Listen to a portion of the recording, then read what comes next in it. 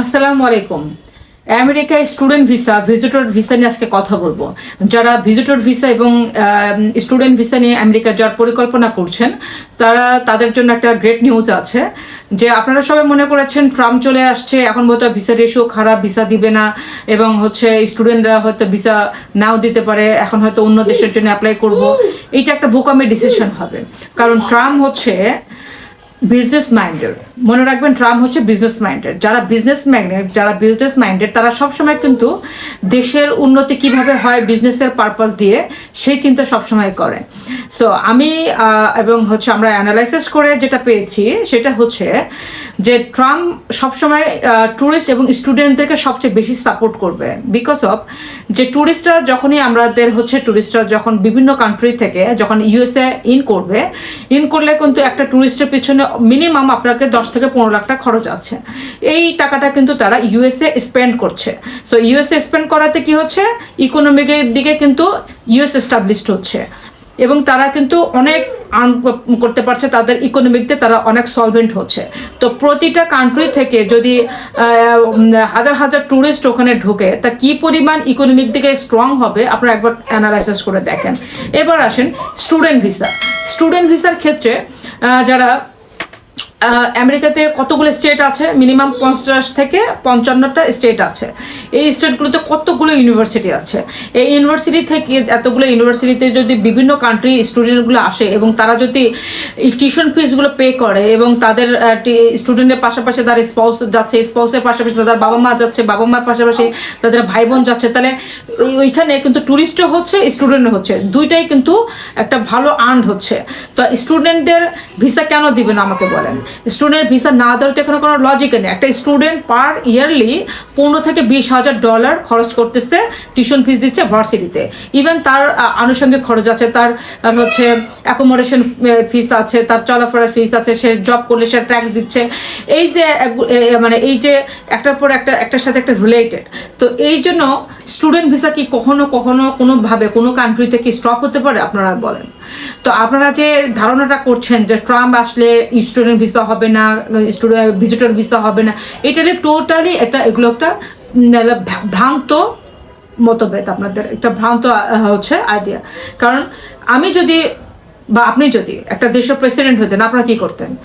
Always আপনারা student এবং ভিজিটরকে সবসময় সাপোর্ট দিতেন। হ্যাঁ, ট্রাম্প বলেছে যে যারা অবৈধভাবে ঢুকবে, যারা বাইরে থেকে অবৈধভাবে আমেরিকাতে ইন করতেছে চোরাভাবে, তাদেরকে অবৈধভাবে ঢুকলে তাদেরকে নিষেধ করা হয়েছে যে এরা আর ঢুকতে পারবে না, বা অবৈধভাবে যদি কেউ ঢোকে তাহলে তাদের উপর সে আইন জারি করবে। কিন্তু এটার সাথে কিন্তু ভিজিটর ভিসা কোনো সম্পর্ক নাই, স্টুডেন্ট ভিসার কোনো সম্পর্ক নেই। তো আমরা অ্যানালাইসিস করে দেখেছি ট্রাম্প চলে আসার পরে কিন্তু আমরা সর্বোচ্চ স্টুডেন্ট ভিসা পেয়েছি এবং সর্বোচ্চ B1B2 ভিসা যেটাকে বলে 5 ইয়ার্সের মাল্টিপল ভিজিটর ভিসা যেটাকে বলে সেটা আমরা সর্বোচ্চ বেশি হয়েছে এবং পোর্টালে আমরা দেখেছি সর্বোচ্চ বেশি ভিসা দিচ্ছে কিন্তু এই বছরেই। ঠিক আছে? সো আপনাদের মনের মধ্যে যদি কোনো দ্বিধাদ্বন্দ্ব থাকে সেটাকে দূর করার জন্যই আজকে আমার এই ভিডিওতে আসা। আসুন দেখা যাক। আজকে আমি কিছু পাসপোর্ট আপনাদের কাছে শেয়ার করবো। দেখেন, এই পাসপোর্টগুলো দেখেন, আমি যখনই কোনো ভিডিও করি আমি কিন্তু একটু প্রুফ নিয়ে ভিডিও করার চেষ্টা করি যেন আমি আপনাদেরকে একটু প্রুফ দেখাইতে পারি। দেখেন, এই যে একদমই ফ্রেশ পাসপোর্ট, একদমই ফ্রেশ পাসপোর্টে ওনার আমরা আমেরিকার মাল্টিপল ভিসা করেছে, যে রিসেন্টলি ওনার ভিসা ডেলিভারি হয়েছে। এই আপনার 12ই নভেম্বর ওনার ভিসা ডেলিভারি হয়েছে। ঠিক আছে? আর একটা দেখেন, একদমই ফ্রেশ পাসপোর্টে, একদম ফ্রেশ পাসপোর্টে ওনার ভিসা ডেলিভারি নিয়েছি। এটা F1 ভিসা, ওটা B1B2 ভিসা ছিল। এটার ডেলিভারি নিয়েছি আমরা 17ই নভেম্বর। তাহলে কি দেখা গেল যে আপনার স্টুডেন্ট ভিসাও ব্ল্যাঙ্ক পাসপোর্টে হচ্ছে, B1B2 ভিসাও ব্ল্যাঙ্ক পাসপোর্টে হচ্ছে। এখন আপনারা প্রশ্ন করতে পারেন, আপু আমেরিকাতেও ভিজিট ছাড়া ভিসা দেয় না, আপনারা কিভাবে ব্ল্যাঙ্ক পাসপোর্টে আমেরিকার ভিসা করলেন? হ্যাঁ, এখানে অবশ্যই এটা কথা যৌক্তিকতা আছে যে আপনারা যদি ব্ল্যাঙ্ক পাসপোর্টে যদি ইউএস এর ভিসা নিতে চান, অবশ্যই কিছু সিস্টেমেটিক পলিসিতে আপনাকে আগাইতে হবে। এই পলিসিগুলো আমরা জানি, যেহেতু আমরা দীর্ঘদিন হলো এই ট্র্যাকে আছি এবং এই ট্র্যাকের সাথে আছি, আমরা প্রায় 15-20 বছর হলো আমরা এই কাজগুলো করছি। তো আমরা কিছু না কিছু অপশন আমাদের কাছে অবশ্যই থাকে, যে অপশনগুলো অবলম্বন করলে আমরা দেখা গেছে আমরা ফ্রেশ পাসপোর্টও ভিসা পেয়েছি, আমরা ব্ল্যাঙ্ক পাসপোর্টও হচ্ছে আমেরিকা, কানাডা, অস্ট্রেলিয়া অনেক দেশে আমি ভিসা করেছি। ইতিপূর্বে অনেক ভিডিও কিন্তু আমি ইউটিউবে দেখিয়েছি, এবং কানাডার আমি বেশ কিছু ভিসা করেছি, আমেরিকার বেশ কিছু ভিসা করেছি ব্ল্যাঙ্ক পাসপোর্টে। তো হাউ ইজ ইট পসিবল অবশ্যই আছে, তবে কিছু সিস্টেমেটিক ফলো করলে যদি আপনি আগান তাহলে অবশ্যই আপনার ভিসা হবে। ভিসা দিতে ওনারা বাধ্য, ওরা কিন্তু অফিসাররা ভিসা দেওয়ার জন্যই বসে আছে, কিন্তু ভিসা নেওয়ার সিস্টেমেটিক পদ্ধতি আপনার জানতে হবে। যদি আপনার ভিসা নেওয়ার সিস্টেমেটিক পদ্ধতিতে আগান, ইনশাল্লাহ আপনি ভিসা পাবেন। একবার না হলে 2বার পাবেন, 2বার না হলে 3বার পাবেন। আপনাকে ইউএসএর ভিসার ক্ষেত্রে আপনাকে ডিজার্টেড হওয়া যাবে না, আপনার হচ্ছে হোপলেস হওয়া যাবে না, এবং আপনাকে প্যাশন হারানো যাবে না। আপনাকে ধৈর্য রাখতে হবে। আপনি যদি ইউএসএর অ্যাপ্লিকেশনের মধ্যে থাকেন, ইনশাল্লাহ আপনি সাকসেস হতে পারবেন। হয়তো একবারের বেলায় হতে পারে, বা 2বারের বেলায় হতে পারে, 3বারের বেলায় হতে পারে, বাট আপনি সাকসেস হবেনই হবেন, এটা আমি আপনাকে ইনশিওর দিচ্ছি, ঠিক আছে? বাট ধৈর্য হারলে হবে না। ইউএসএ ভিসাটা একটা লটারির মতো। আপনার যদি ভাগ্য অনেক সময় কনসুলার যদি খারাপ পড়ে, অফিসার যদি খারাপ পড়ে, সেক্ষেত্রে আপনার অনেক ভালোই পাসপোর্ট আপনার ঘোরা একদম 8টা-12টা কান্ট্রিতে ঘুরেছেন, ভিসা হয়নি। আবার দেখা গেছে ব্ল্যাঙ্ক পাসপোর্টে যেমন আমি ভিসা করেছি, তো হয়ে যায়। এটা হচ্ছে অফিসের উপর ডিপেন্ড করে। তো এই জন্য হোপলেস হওয়া যাবে না, ডিজার্টেড হওয়া যাবে না, আপনাকে প্যাশন নিয়ে ধৈর্য ধরে রাখতে হবে, ইনশাল্লাহ হয়ে যাবে ভিসা, ঠিক আছে? তো যাদের উদ্দেশ্য বলছি, যারা রিফিউজ হয়েছে তাদের উদ্দেশ্য বলছি, আপনারা যারা রিফিউজ হয়েছেন একদমই মনোবল হারাবেন না, কারণ আমেরিকার ভিসাটা হচ্ছে ডিপেন্ড করার একদম লটারির মতো। যে আজকে আপনি 12 নম্বর কাউন্টারে পড়েছেন, 12 নম্বর কাউন্টার অফিসার আজকে মন মানুষের ভালো না, আজকে ও ধরেই নিচ্ছে আজকে আমি কাউকে ভিসা দেবো না। তো দেখা গেছে যে আপনি ওর মধ্যে পড়ে গেছেন, আপনার এত সুন্দর পাসপোর্ট, আপনার ভিসা হলো না। তো এই জন্য কি আপনি ডিজার্টেড হয়ে যাবেন? এই জন্য কি আপনি ডিসকোয়ালিফাইড হয়ে যাবেন? নো। আপনার হয়তো সেদিন আপনার হচ্ছে লাক আপনার ফেভার করেনি, তার মানে এই নয় যে আপনার আমেরিকার ভিসা হবে না। হ্যাঁ, আপনি আবার ডেট নিয়ে আবার দাঁড়ান, হয়তো সেকেন্ড টাইমে আপনি দেখবেন যে আপনার আগের টাইমে কি ভুল ছিল, সেকেন্ড টাইমে ওই ভুলগুলো আপনি ক্লিয়ার করে দাঁড়াবেন, ইনশাল্লাহ আপনি ভিসা পেয়ে যাবেন, ঠিক আছে?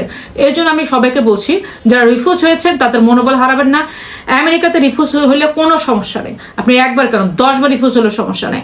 আমার এখানে ক্লায়েন্টরা আসছে 16বার রিফিউজ করে, 20বার রিফিউজ হওয়া ফাইলও আমি পেয়েছি, আমি ভিসা করে দিয়েছি। আমি সবাইকে বলেছি আপনি ডিজার্টেড হবেন না, আপনার মনোবল হারাবেন না, কারণ আমেরিকার ভিসা হবেই হবে, শুধু আপনি লেগে থাকতে হবে। যেমন স্টুডেন্ট ভিসাগুলো আমি কেন বলছি, স্টুডেন্ট ভিসাগুলো কিন্তু দেখেন, স্টুডেন্ট ভিসা একদমই ফ্রেশ পাসপোর্ট।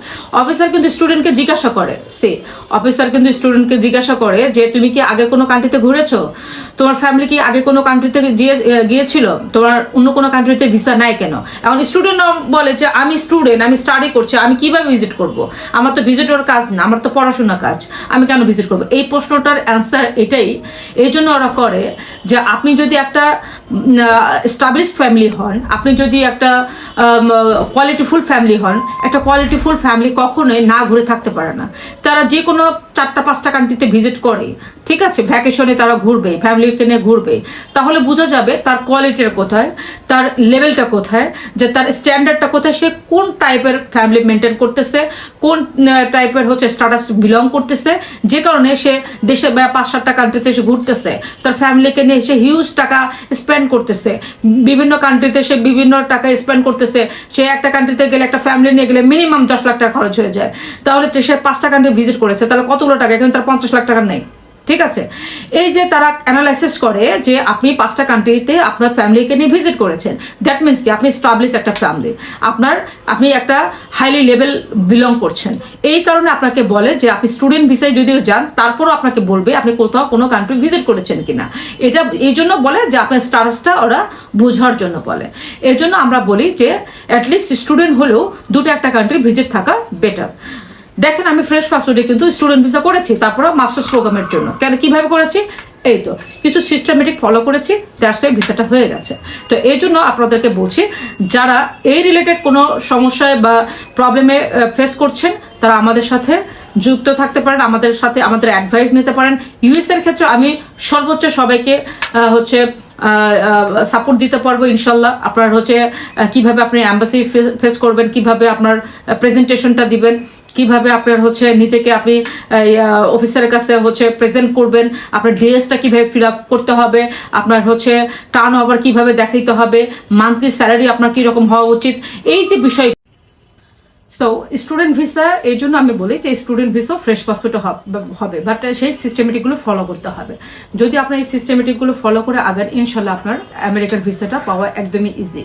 তো আপনারা যদি আমেরিকার ভিসা করতে চান আমাদের মাধ্যমে, এবং হচ্ছে আমাদের অ্যাডভাইস নেওয়ার প্রয়োজন হয়, এবং স্টুডেন্টের যদি ডেটের কাউকে মানে কোনো ক্রাইসিস থাকে, আপনাদের ধরেন আপনাদের জানুয়ারিতে ক্লাসে স্টার্ট হবে, আপনার ডেট পাচ্ছেন না, এই বিষয়ে যদি আমাদের হেল্প নিতে চান আমরা সর্বোচ্চ হেল্প করবো আপনাকে ডেট আগানোর ক্ষেত্রে, এবং হচ্ছে আপনার ফাইলটা সুন্দরভাবে প্রসেস করে দিতে। কেউ যদি আমাদের মাধ্যমে ট্রেনিং নিতে চান, অ্যাম্বাসি যাওয়ার আগে আমাদের কাছে ট্রেন করতে চান, সেক্ষেত্রেও আমাদের সাথে যোগাযোগ করতে পারেন। নিচে দেওয়ার নাম্বারে যোগাযোগ করলে ইনশাল্লাহ আমাদের হচ্ছে সবকিছু আপনারা আমাদের মাধ্যমে করতে পারবেন। আর হচ্ছে আমাদের অফিসটা হচ্ছে পান্থপথ সমরিতা হসপিটালের পাশে। আর আমার হচ্ছে আমাদের ফেসবুকের সাথে সবসময় থাকতে পারেন ভিসা ফার্স্ট বিডি।